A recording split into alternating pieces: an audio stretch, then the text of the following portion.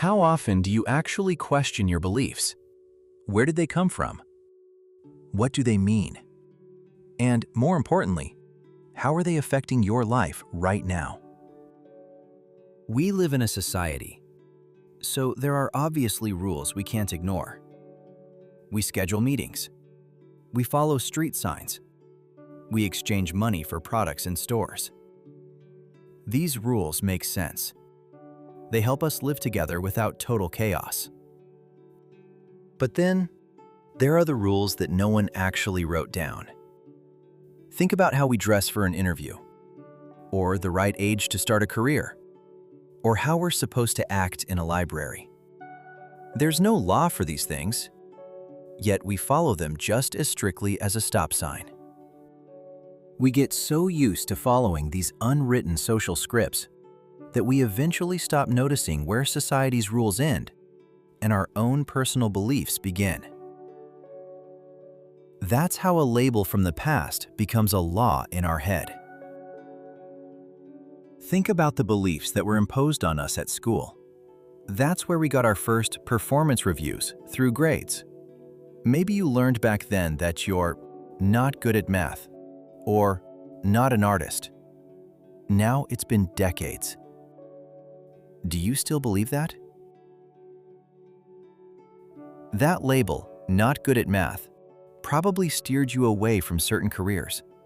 Not good at art probably stopped you from even trying to be creative. But what do those phrases even mean? They turned into labels without expiration dates. We stopped questioning them a long time ago and just started accepting them as facts.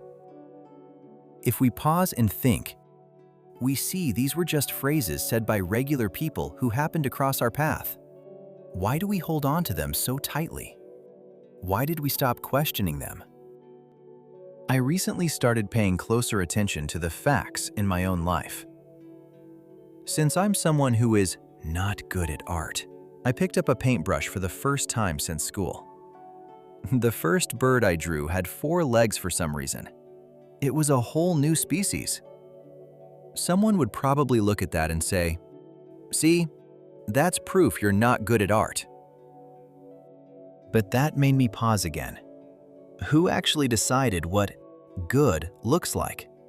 Usually, when we say we aren't good at something, we're comparing ourselves to a professional or some defined standard. We treat good like it's a fixed measurement, but it's really just someone else's opinion that we've accepted as a fact. I realized that I don't need to meet someone else's definition of good just to try something and enjoy it. So, I'm going to keep painting.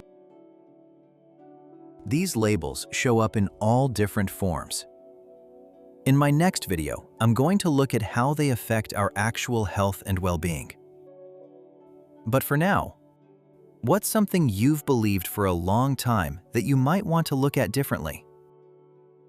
Let me know in the comments.